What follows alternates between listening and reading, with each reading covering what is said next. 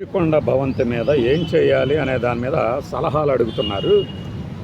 నా ఉచిత సలహా ఏంటంటే, నీ ఉచిత సలహా ఎవరికి కావాలి?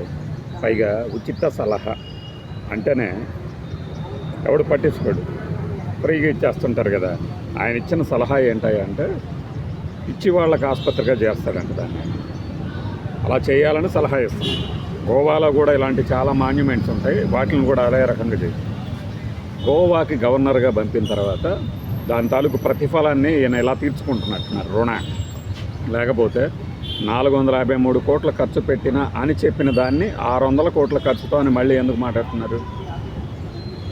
ముగ్గురు మంత్రులు కూర్చొని తెగ లెక్కలేసి ఆడెవడో ఆఫీసర్నో ఎవరినో ఒకరిని పెట్టేసుకొని ఎంత ఖర్చు అయింది ఏంటి అని చెప్పేసి మీడియా ముందు ప్రవేశపెట్టామంటూ సంబంధంలోని శాఖలో ఏలు పెట్టినటువంటి డిప్యూటీ సీఎం చెప్పించాడు కదా 453 కోట్ల రూపాయల ఖర్చు అని. ఇది మొదట 92 విడతల వారీకి పెంచుకుంటూ పోయారని. నీకు 600 కోట్లని ఎందుకు అనిపించింది? నీ దగ్గర అధికారిక లెక్కలు ఏమైనా ఉన్నాయా? అంటే నోటికి ఎంత వస్తే అంత మాట్లాడేసేయటం. మన పని ఏంటో మనం చూసుకోవటం కాదు. అక్కడ వెలగబెట్టమని చెప్పినటువంటి రాజ్యాంగబద్ధ పదవిని చక్కగా నిర్వర్తించవచ్చు. ఇంతలోనే ఆయన రావడం, మళ్ళీ ఘన స్వాగతాలు, పూలమాలలు, సత్కారాలు, ఇంటర్వ్యూలు. పిచ్చి వాళ్ళు అక్కడ ఉంటే నిద్ర కూడా పట్టదా? మరి నిద్ర కూడా పట్టని భవంతులు ఎలా కడుతున్నారు ఇక్కడ? మిమ్మల్ని వదిలేస్తే ఇంకా ఇలాంటి మాటలు చాలా మాట్లాడతారు. పిచ్చి వాళ్ళకి ఆలవాలంగా చేస్తారా అంటే జనం నవ్వుకుంటారు. నిజంగా మేము ఒక పిచ్చి వాళ్ళకి ఏమన్నా అధికారం కట్టబెట్టామా? ఋషికొండ గురించి ఎంత నానాయాగి చేసి చివరికి మీరు చర్చించేది చేయగలిగింది ఇదే. ఇలాంటివి చేతగానప్పుడు ఊరుకోవాలి, ఏది పడితే అది మాట్లాడకూడదు. ఒక నెల క్రితం 2 నెలల క్రితం ఋషికొండ గురించి, నెల క్రితం కాదు సంవత్సరం క్రితం మాట్లాడాడు కదా ఆయన, మీ పెద్ద ఆయన. ఋషికొండ గురించి ఎవరు మాట్లాడొద్దు, మేమే చర్చించి ఫైనలైజ్ చేస్తామని. ఇంతవరకు లేదు. నిన్న ఆయన గారు అది పెట్టగానే వెంటనే మంత్రుల కమిటీ అంటూ కొంతమంది పేర్లతో సహా చెప్పారు కదా. మరి వాళ్ళు ఏం చేస్తారు? నీ సలహా ఎవరికి అవసరం లేదు. నిజంగా చెప్తున్నా. చేతకానప్పుడు చేతకానట్టు ఉండాలి. ఇలాంటి సలహాలు ఇచ్చేది సచ్చు సలహాలు కొన్ని ఇవ్వండి, కొన్ని అదే ఏర్పాటు చేయండి చూద్దాం.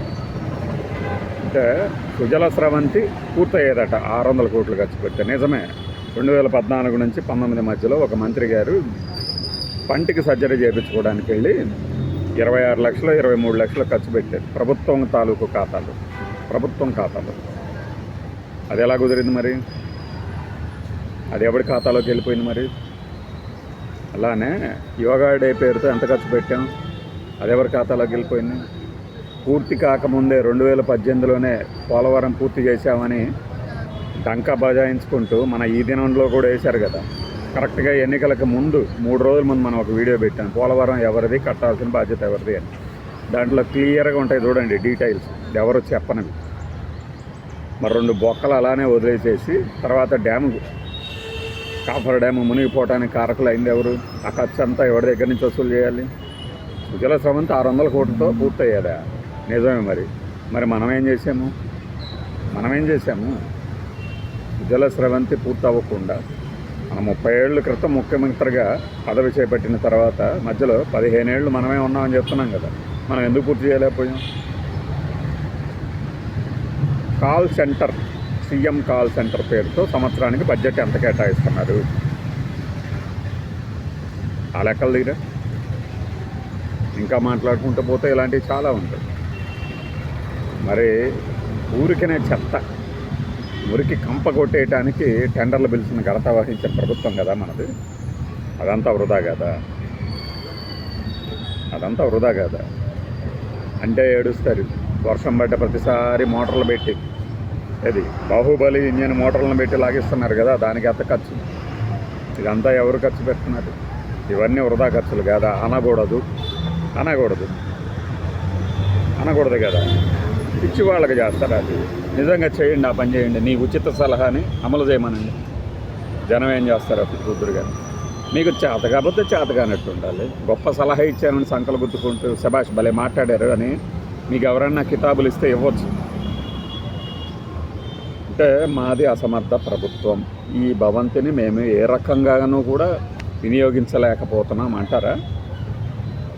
మీరు చెప్తున్న మెయింటెనెన్స్లో కనీసం 35% కవర్ అవుతుంది.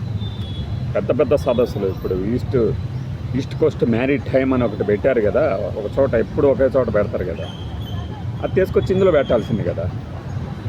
నిర్వహణ ఖర్చు కనీసం అంటే కనీసం 5 లక్షలు వచ్చేది రోజుకి. సరిపోదా? అసలేమీ రాకుండా ఉన్న ఇది రెవెన్యూ జనరేట్ అయ్యే మార్గం కాదా? తెలియక కాదు, తెలిసే ఖచ్చితంగా తెలిసే చేస్తుంది. ఈ కామెంట్ల వెనక దురుద్దేశం కూడా అదే. మనం వీలైనంత పలసన చేయాలి. ఎవరు ఉండరా? ఆ బిల్డింగ్ చూస్తే ఎవరు ఉండరా? నిద్ర పట్టుదా? ఇప్పుడు మనకి మహాభారతంలో సంజయుడు ధృతరాష్ట్రుడికి దివ్య దృష్టితో యుద్ధరంగంలో ఉన్నట్లే అక్కడ చూసినట్టే జరిగినట్టే చెప్తూ ఉంటాడు. ఆయన చెప్తూ ఉంటాడు కదా, నిద్ర పట్టట్లేదు నాకు సంజయ అంటే చెప్తాడు. ఎవరికి నిద్ర పట్టదు అంటే ఈర్ష్యాళు, జుగుప్సావంతుడు, ఇతరుల ఆస్తి మీద కన్నేసిన వాడు, దొంగ, రోగి, ఇంకా కొన్ని వ్యక్తులు ఉన్నారు. ఈ కేటగిరీ వ్యక్తులకి అంటే ఈ రకపు వ్యక్తులకి నిద్ర పట్టదు. రాత్రి నిశి అనేది ఉన్నది నిద్రపోవడానికి. నిశాచరుడు అంటే అర్ధరాత్రి సంచరించేవాడు. మీకు నిద్ర పట్టడం లేదు అంటే అక్కడ కూడా నిద్ర పట్టదు అంటే ఈ కేటగిరీల్లో అక్కడ నిద్ర పట్టని వాళ్ళు ఎవరో అర్థం చేసుకున్నారు. పదే విమర్శిస్తున్నారు, మమ్మల్ని మీద ఆరోపిస్తున్నారు. మంచి ప్రభుత్వం అభివృద్ధి చేస్తుంటే ఇలా అంటారు అంటే అభివృద్ధిని ఎవరు విమర్శించరు. విమర్శించే వాళ్ళని చట్టం చూసుకుంటుంది, లేదంటే జనమైనా చూస్తుంది. కానీ ఇలా అధికారం చేతిలో పెట్టేశారు కదా అని చెప్పేసి నోటికి వచ్చినట్టు మాట్లాడితే ఆ గాది కింద పందికి ఒక్కొక్కటి రాత్రి ఎలా పెచ్చరెళ్ళిపోయాడో చెప్పుకున్నాం కదా. ఇప్పుడు ఈయన అంటే కూటమి నేతల నోటికి అదుపు లేకుండా పోతోంది అని ఎక్కువ మందే అభిప్రాయంతో ఉన్నారు. అది నిజమా కాదా అనేది వాళ్ళ బయటలు ప్లే చేస్తుంటే అర్థమవుతూ ఉంటుంది.